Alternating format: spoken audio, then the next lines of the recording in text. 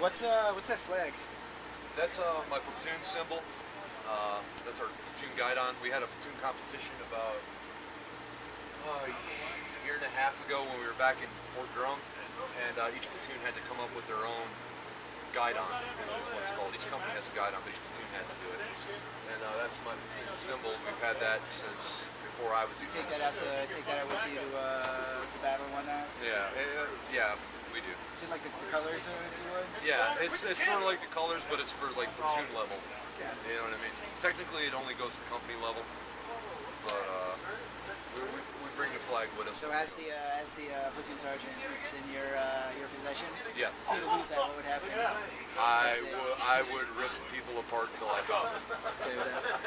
Because the platoons, what they'll try and do is they'll try, like each platoon has one. All right. So the other platoons will try and take yours as a haha, I got your.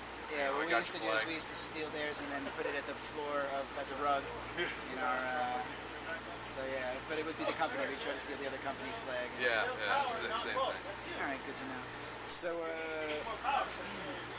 you've just been at the JSS for fucking ever. Yeah, about 10 days. Dad, you guys got a chance to have a little bit of like direct fire, right? Yeah, we had a couple of direct fire engagements. The enemy attacked our stationary position. Initiated with RPGs. Sometimes they initiate with indirect. They were hitting us from the western flank. The guys did phenomenal. Me and the lieutenant couldn't be proud of the men, how hard they fought, how hard they worked, and it shows. You know, we only had one guy hurt, and that was just a concussion. You know, they really. You're asking 18, 19, 20-year-olds.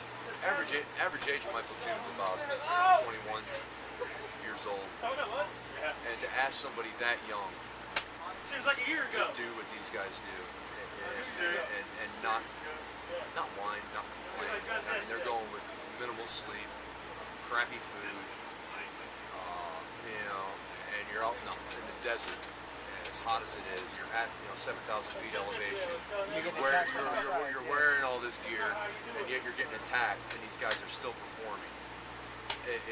It's a great credit to themselves.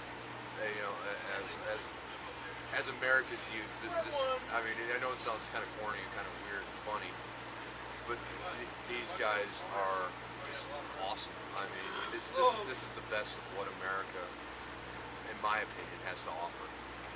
Do you think it's good for the company's morale that you guys got a chance to kind of shoot back a little bit? Slug it out. Yeah. I mean, it sucks. It's demoralizing driving around, sucking up IEDs, and just sitting there taking rockets. There's no fight. There's no honor in that. And that, I respect an enemy that will come to me and fight. And if you want to go, let's go. Well, I mean, they're not stupid. Well, no, they know they're going to get it handed to them, and they did, repeatedly. But in the same sense, I guess if you want to call it a warrior's code, or I shoot at you, you shoot at me, whoever hits each other first wins. And for these guys, it's really hard to explain it unless you're actually there. But you can accept it. You can validate it. But when you're driving around down some road and some coward hiding in a ditch blows you up with an IED and then runs away like a little girl, doesn't want to fight, that right there is just it's frustrating. It's demoralizing. And I mean, the thing is that that's really what happens over at the JSS is kind of the outlier. Most of the time, you guys are dealing with that. Yeah. Most of everywhere in Afghanistan, that's what people are dealing with. Yeah. You've been to Iraq, right? No. This is my third tour in Afghanistan. Oh, you've been in Afghanistan these whole times, right? So I have a lot. By the time I leave this country, I have 42 months. 42 months. So I mean, it's always been like this, right? But would you say that they shifted? No, they've shifted. My previous two tours, I could count on one hand the number of IEDs that we encountered. Within the first 3-4 months of being here, we'd more than tripled that number. And the casualties and just the sheer devastation, because they're making a bigger bomb. They see us in bigger trucks, they make a bigger bomb. And that's basically in a nutshell how they work that. I mean, you could say say in a way that maybe they're shifting their tactics because they're wisening up, huh? I think it has a lot to do with.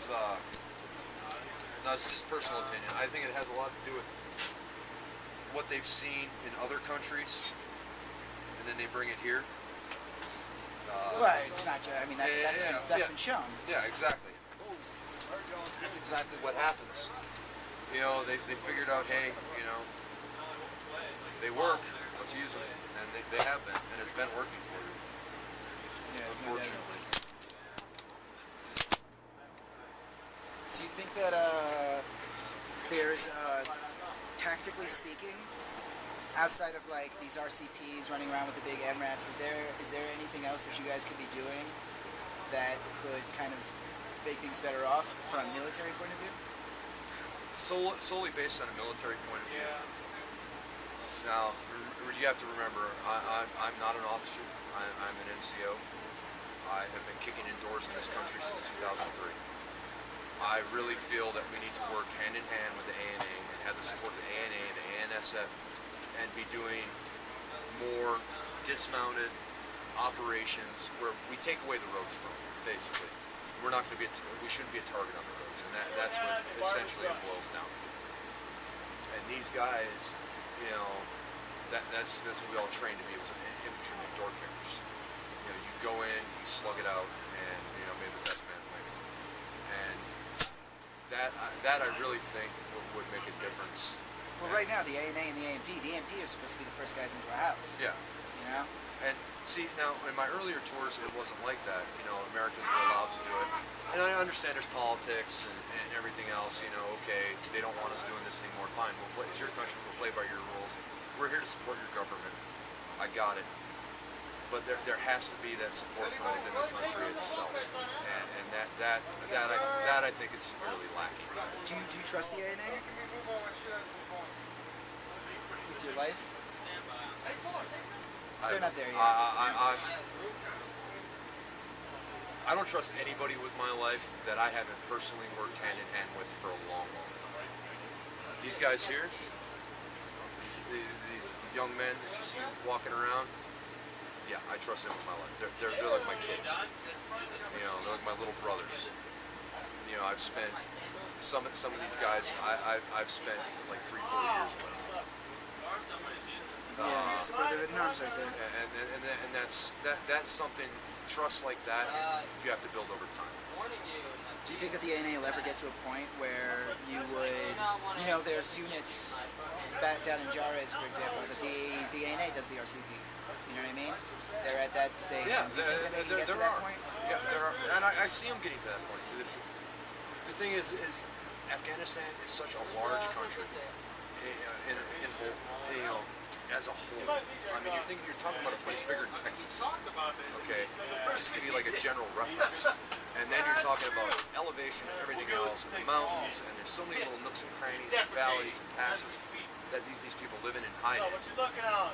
And you know, no one knows this country better than the people that live there. I mean, the Russians found that out the hard way.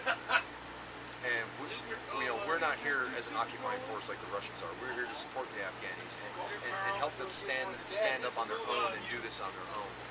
For them to get to that level, it's going to take time. It is, and I understand that.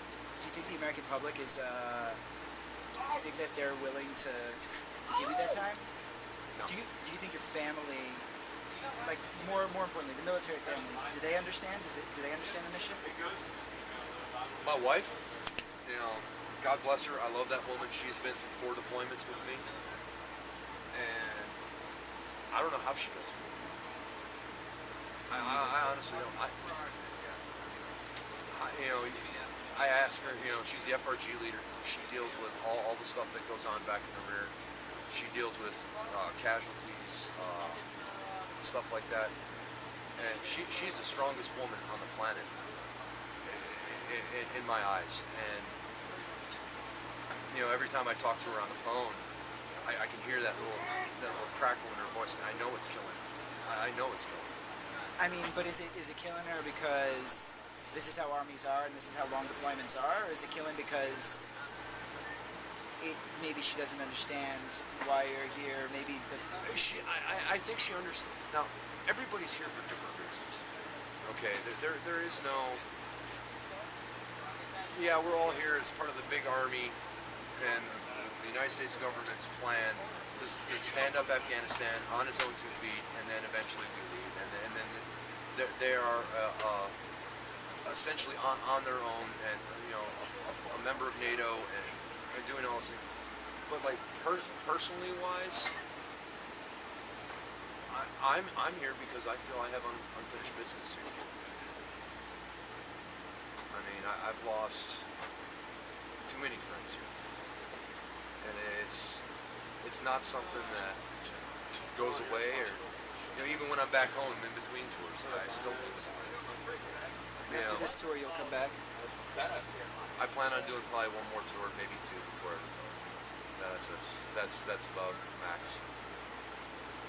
If there's just kind of wrap up. Is there some sort of red line that you think? There's some sort of metric. Define red line. Like I'm about to. If there's some sort of like line that you think that it's like, if we get to this point, then we got to get out. Everything's lost. Or better yet, on the other side, is there some sort of red line where you think if we can get to this point, then we're done and we've done our job? Do you think that? Do you have an idea of one in mind? Is there something that you're kind of thinking to yourself, I'm out of here, I'm done, there's nothing else to see here? I've said that every time myself, but that's like I can't speak for the big army plan. That's not my place, and that's not my job. My job is to make sure my men are trained and they come back. They do their job, they do it well, and my job is to get every one of them home. That essentially. I'm not here for politics. I'm not here for anybody. Any Washington plan. That's not why I'm here. I'm here because who better to take some 18-year-old kid over here than someone that's already been here 2-3 times. I know what this place is like. I know what it can do to your body. I know what it does to So your no mind. matter what plans come through, no matter what comes down from the top, no matter how things change here, how much they stay the same, you're saying you're here for a different purpose, which has nothing to do with these global plans. You're here for these guys in the tent. I'm here for my children, essentially. I look at them all. I've made trips to the MP station at 3 in the morning to bail some of them out of jail. Some more than once. I've had these guys, train with most of them for at least 2 years. They all have their quirks and their personalities, and everybody's different. But it is truly a brotherhood that I just can't explain. But I can't, unless you've worn a uniform and laughed together, cried together, bled together, and died together. You just don't get that anywhere else in the world. Anywhere. I mean, I've worked a lot of jobs in my life. I grew up on a dairy farm. I shared Christmas trees. I drove trucks for a co-op. 9 to 5. Hey, I'm done. I want to see you guys. Here, you live together. There is no. It's close quarters. It's close quarters for one, but it's also just it's a way of life that it's not for everybody. Definitely, it's not for everybody. But like I said before, I could be prouder of these guys. They've done excellent throughout all of this. Solid indeed. Can we cut that?